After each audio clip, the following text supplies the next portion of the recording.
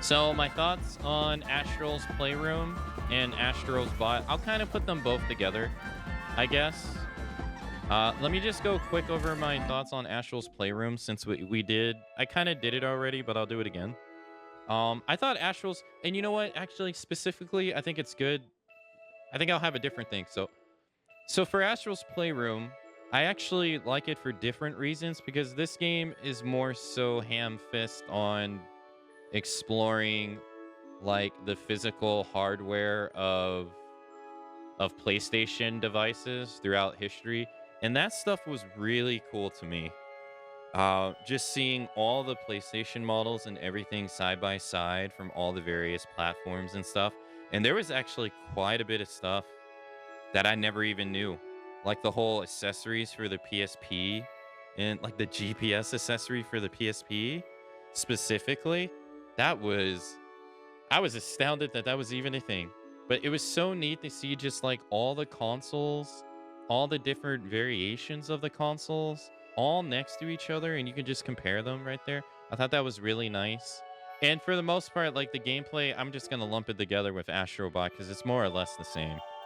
So I don't really have anything to say, but for what it did, like exploring the console's history and all that stuff, I thought was really cool. I really much enjoyed it.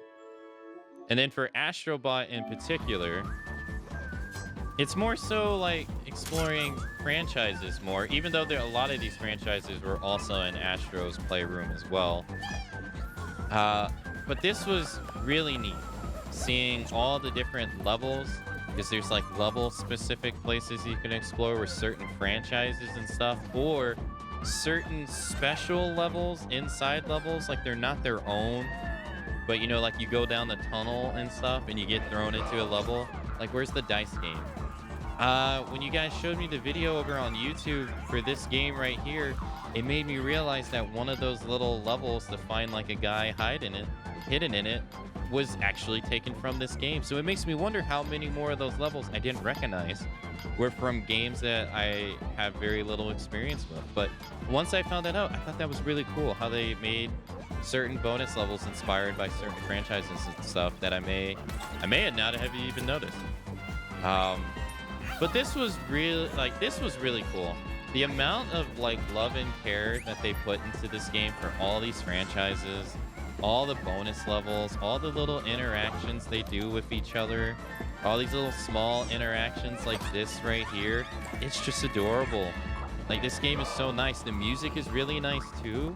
For the Game Awards and specifically, I definitely see why this game got nominated for like best music, even though it didn't win it. I see why it got its nominations. So much of the music is so good. It's original songs, it's remixes on already existing franchises, from like the Uncharted theme, the remix, the Ape Escape ones, and all that stuff. Like, it was all really great. And above all else, for me in particular, the game worked flawlessly. Like, there was no hitches, no hiccups, no problems. And granted, I'm not playing it around release, so I don't know if it had any problems with release, but everything just worked. You know, there's no hidden anything here. In terms of like microtransactions or none of that, you know, video game politics stuff. It was just a phenomenal game through and through, and it was very fun. It was also surprisingly a lot more challenging than I thought it was going to be. Some of these levels were actually quite difficult.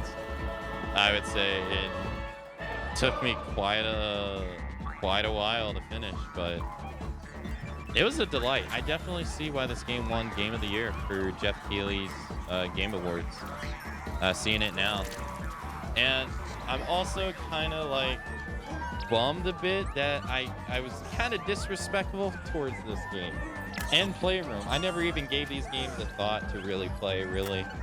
I kind of just shrugged them under the rug. I wouldn't even have given them a chance, really, if you guys didn't edge me on to play them. Or in particular, if Gray One didn't talk about it and try to get me to play it over and over again, I probably would have never gave the game a chance. Not really. 'Cause it was honestly, it was really Gray One's heckling that got me to buy the game, really. And I'm glad I did. It's really good. I definitely recommend it as a game. It would be nice to see some of these franchises get some games though. Like, I would love to see a modern... I've been wanting to see a modern-day Jak and Dexter game forever. Ever since they did, I think, the PS3 or the PlayStation 4 tech demo for Jak and Dexter before they came out with The Last of Us Part 2. I would love to see that. I'd love to see it with Sly Cooper as well, but they're on the Ghost of Tsushima train. I would love to see another Ape Escape game, but it seems like that's, like, long dead. It was nice to see Ratchet and Clank get a game because, you know, Jak and Dexter, Sly Cooper, and Ratchet and Clank are kind of like the big three for platformers on the PS2, and you got Ratchet getting a game on the PS5 here. Kind of was making me huff the copium for Jak and Sly getting one, but, you know, some of these franchises, it would be nice to see them get some love. But it also makes you notice how some of these have been around and are still around, really. Or they're getting like re-releases of their games and stuff. Like with Dancing Crocs getting a remaster over here. But yeah, no, this was fantastic. Enjoyed it a lot. Choose your words carefully.